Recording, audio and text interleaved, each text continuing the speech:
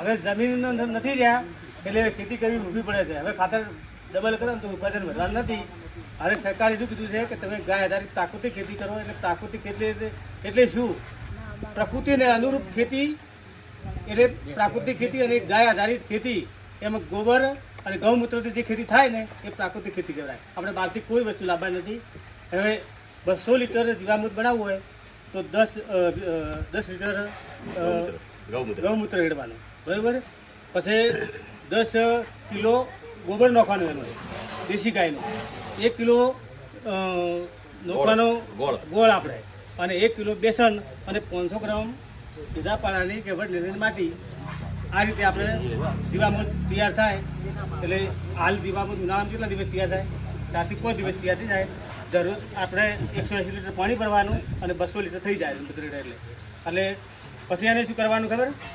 એની અંદર સવારે હોજે 5 મિનિટ હલાવવાનું, સવારે હોજે એટલે, અને પછી આ કંદર ઢોકી દેવાનું અને આ ડીંડો રાખવાનો. આપણું જીવામૃત હા હોલ્યું છે. આપણે આ ખેતી કરે છે.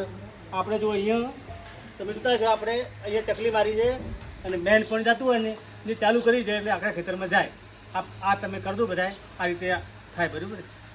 પહેલાં આપણે સોનબિયાવાળા આ ગૌમૂત્ર રેડવાનું, આ ગીર ગાયનું ગૌમૂત્ર એટલે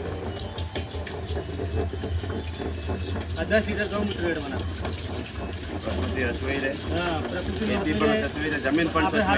ખોરાક ખાઈએ. અત્યારે સુવર્ણ બી પ્રાકૃતિક ખેતી કરવા માંડ્યા, બરોબર. ઘઉં વાયા, બાજરી વાય. આજે બોલો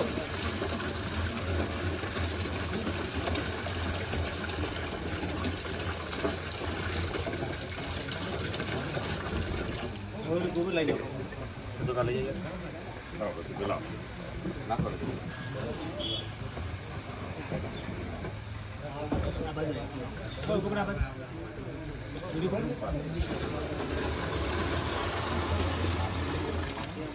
હવે ગોળ નો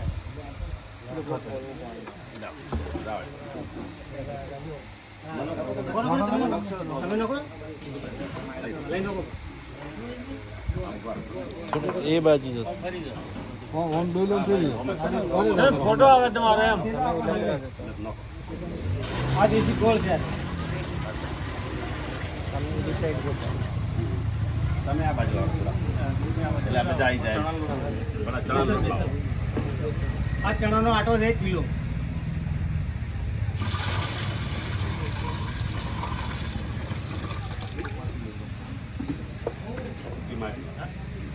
ચેડાની માટી. હવે આ ચેડાપાડાની કહો તો વડ નીચેની માટી આ નાખવાની. બાકી ખેતરની જે રાસાયણિક ખાતર નસેલું હોય ના ચાલે, કે બેક્ટેરિયા મરી જાય. આ માટી નાખવાની. હવે એને લઈ નાખવાનું. હવે એને પાણી ભરી દેવાનું અને પછી એને હલાવી અને આ રીતે આવું કંથન લેવાનું. આ સાદું કંથન ઢોકી દેવાનું, બરાબર. અને સોલે રાખવાનું. અત્યારે ઉનાળામાં 4-5 દિવસમાં આજુબાજુ તૈયાર થાય. કરોડો પ્રમાણમાં સૂક્ષ્મ તત્વો, બેક્ટેરિયા અને પોષક તત્વોમાંથી ફેક્ટરી ચાલુ થઈ જાય. આપણા ખેતરમાં રાત દિવસ કામ કરશે. એટલે આપણે કરાય કે ના કરાય? હવે દરેકને આપણે કરવાનું છે, બરાબર. જો આજ નહીં કરો તો કાલથી કાલ આપણે કરવું જ પડે, છૂટકો જ નથી. તો હવેથી આપણે ચાલુ કરી નાખો. સરકાર પૈસા કેટલો ખર્ચે છે બોલો. એટલે આપણે હવે છે ને સમય બગાડવા નથી.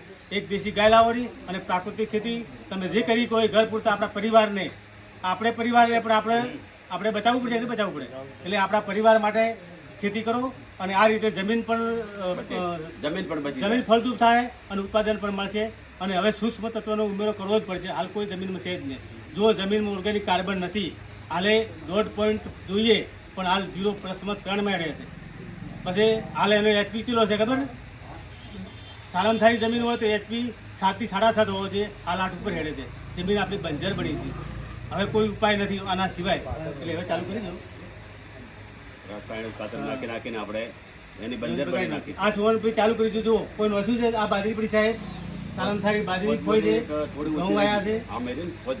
આ થોડુંક જ છે એમાંથી ના, એક જ થેલી વાળી હતી. ઓછી રહી. તો આપણે પણ બધું કરવાનું.